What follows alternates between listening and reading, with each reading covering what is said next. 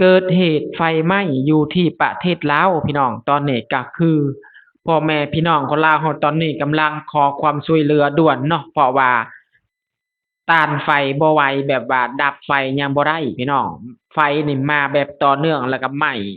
ลามไปเรื่อยๆ30กว่าหลังเรือนพี่น้องคิดเบิ่งว่า30กว่าหลังเรือนนี่พี่น้องคนลาวเฮาสิอยู่ได้จั่งใดพี่น้อง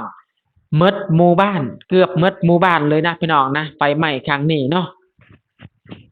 กราบสบายดี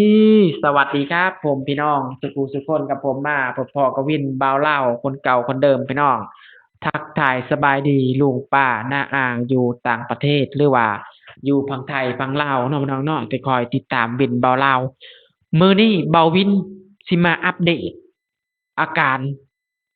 อยู่ประเทศลาวเฮาตอนนี้ก็คือพี่น้อง ล่าสุดนะครับพี่น้องเกิดเหตุไฟไหม้บ่คาดคิดเนาะก็คือไฟไหม้บ้านเฮือนพี่น้องคนลาวเฮาอยู่แขวงอัตตปือเนาะพี่น้องบ่ฮู้ว่าอยู่บ้านใดเนาะ30กว่าหลังเฮือนเนาะพี่น้องแล้วตอนนี้ก็คือสิ่งที่มันจำเป็นที่สุดก็คือพ่อแม่พี่น้องคนลาวเฮาที่อยู่ในที่เกิดเหตุหรือว่าถูกไฟไหม้เฮือนเจ้าเนาะก็คือเจ้าของบ้านเนาะพี่น้องก็คือกำลังวอนหาขอความช่วยเหลือจาก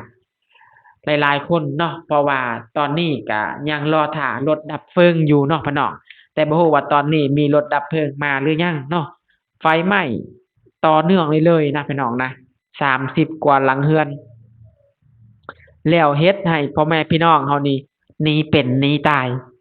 ต่างคนต่างเอาตัวรอดนะพี่น้องบ่แม่นธรรมดาไฟไหม้ครั้งนี้ถือว่าไฟไหม้ลุกลามแบบว่าโอ้โฮพี่น้องเอ๋ยกะทันหันเกินนะแบบบ่ได้ตั้งโตวบ่ได้ตั้งใจอยู่ๆก็ไฟมาไหม้ลามไปเรื่อยๆลามไปเรื่อยๆจนดับบ่ได้ตอนนี้ก็ยังแบบบ่ฮู้ว่าตอนนี้คุมเหตุการณ์ได้หรือยังบ่มีไผฮู้ยังบ่มีไผทราบข่าวเลยเนาะก็คือ ยังบ่มีไผอัปเดตมาทางประเทศลาวเฮาเนาะเพราะว่ามันบ่คือประเทศไทยเดะถ้าประเทศไทยนี่เพิ่นสิแจ้งข่าวมาเรื่อยๆถ้าอยู่ประเทศลาวนี่ไฟไหม้อิหยังก็อย่าสิหายปิสิเงียบไปเลยสิบ่เปิดเผยเนาะแต่แบบบ่ฮู้ว่าตอนนี้มีเจ้าหน้าที่มาดับเพลิงหรือยังเนาะพี่น้องเป็นไปได้ก็ขอวอนขอให้เทวดาเทพบุตรเพิ่นนี่ช่วยเหลือพ่อแม่พี่น้องคนลาวเฮาที่เจอกับภัยไหม้เจอกับเหตุการณ์ครั้งนี้เนาะพี่น้องเอ้ยเบาวินบ่อยากเว้าแล้วก็สงสารพี่น้องเอ้ยเพราะว่าพ่อแม่พี่น้องคนลาวเฮาพากันขนเอากับอ่าที่นอนอาหารการกินหรือว่าสิ่งของที่มันสำคัญนะพี่น้องเสื้อผอกเสื้อผ้าข้าวสารอาหารแห้งออกมาบางคนก็ทันบางคนก็บ่ทันก็ถูกไฟไหม้หมดเสียหายหมดของก็คือแบบบ่เหลือเว้าง่ายๆแบบบ่เหลือพออย่างเนาะพี่น้อง นี่แหละพี่น้องเบาวินถึงออกมาเว้าว่าเบาวินขอถามเนี่ยเนาะในไสล่ะคนลาวเฮาบางคนน่ะบางกลุ่มบางคนน่ะที่มักออกมาเว้านั่นเว้านี่น่ะเวลาเกิดไฟไหม้เวลาเกิดเหตุขึ้นมาในประเทศลาวแหละคือบ่เห็นไปช่วยเหลือคือบ่เห็นเสนอหน้าไปช่วยเหลือพี่น้องเฮาคือจังว่าเว้าผู้นั้นเว้าผู้นี้เก่งดีคัก พอถูกไฟไหม้ประเทศลาวเฮาเองคือบ่เห็นออกมาช่วยเหลือเจ้าคือบ่ไปช่วยเหลือเจ้าเก่งแต่เว้าผู้นั้นเว้าผู้นี้พอเกิดเหตุขึ้นมาจริงเจ้าก็หายเงียบนี่แหละพี่น้องคนเฮามันช่วยหยังบ่ได้ดอกมีแต่เว้าผู้อื่นเนาะพี่น้องนี่แหละพี่น้องเอ้ยบ่าวินเห็นคลิปแล้วบ่าวินแบบโอ้ยพี่น้องเอ้ยขอวอนสิ่งศักดิ์สิทธิ์ขอให้เทวดาเพิ่นนี่คุ้มครองขอให้พี่น้องคนลาวเฮานี่ปลอดภัยเด้อพี่น้องเด้อ บ่ฮู้ว่ามันเกิดหยังขึ้นพี่น้องไฟไหม้มาแบบต่อเนื่องเลยนะพี่น้องนะภายในเดือนนี้ไหม้มาเรื่อยๆแต่ละหลังจนฮอด30กว่าหลังมันบ่ธรรมดาแล้วพี่น้องคิดเห็นจั่งใดเนาะพี่น้องถ้าหากว่าพี่น้องเบิ่งคลิปนี้แล้วพี่น้องเม้นต์เข้ามาหน่อยเด้อพี่น้องเด้อ ขอให้พี่น้องเฮานี่ปลอดภัยจังใดก็ขอให้เพิ่นนี่กลับมาใช้ชีวิตแบบปกติพี่น้องเอ้ยโอ้ยพี่น้องเอ้ย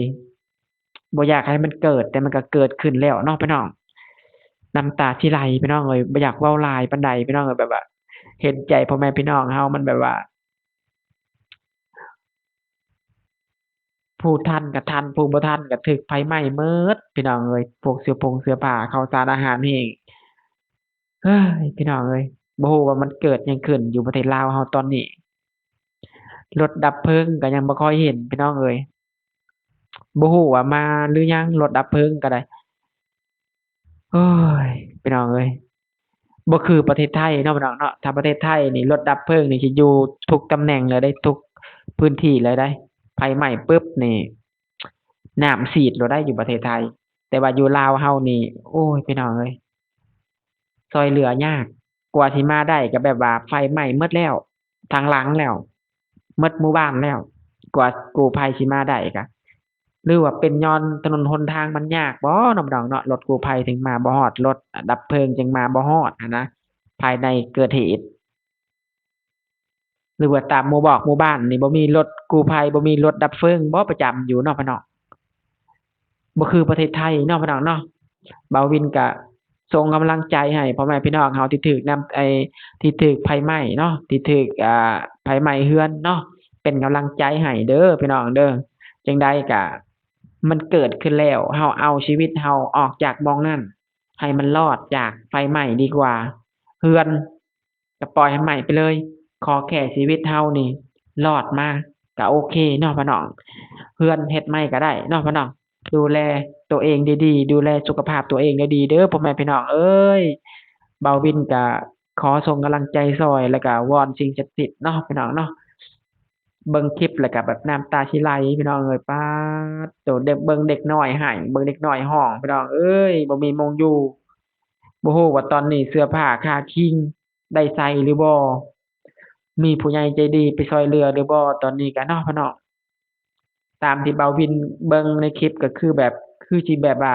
ขอความช่วยเหลือหั้นแหละไผไหม้ทั้งบ้านเลยถ้ามาทั้งบ้านแล้วเนาะ30กว่าหลังเรือนมันบ่แม่นธรรมดาพี่น้องเอ้ยไฟไหม้ครั้งนี้โอ้โฮเสียหายไปหลายหลังพี่น้องโอ้ยพี่น้องจั่งใดก็ตามเนาะบ่น้องเนาะหวังว่ามีรถกู้ภัยหวังว่ามีรถดับเพลิงไปดับน้ำเอาน้ำไปฉีดให้พี่น้องคนลาวเฮาตอนนี้เนาะก็หวังว่าอย่างนั้นเนาะบ่น้องเนาะก็ขอให้พี่น้องเฮานี่สู้ๆเด้อพี่น้องเด้อจั่งใดก็พี่น้องคิดเห็นจั่งใดก็เม้นเข้ามาเนาะพี่น้องเนาะว่ามันดับได้หรือยังหรือยังบ่ทันได้ดับก็เม้นเข้ามาบอกเด้อพี่น้องเด้อถ้าหากว่าผู้ใดอยู่ในที่เกิดเหตุเนาะพี่น้องเนาะบ่าววินก็สิได้อัปโหลด เผยแพร่ให้พ่อแม่พี่น้องเราได้เบิ่งนำกันเนาะพี่น้องเนาะว่าไผไหม้จุดใดจุดใดเนาะฮอดกันท่อนใดฮอดหม้องใดแล้วเนาะเป็นจั่งใดตอนนี้ก็คือแบบภาวนาให้มีผู้ใหญ่ใจดีมาช่วยเหลือพี่น้องเอ้ย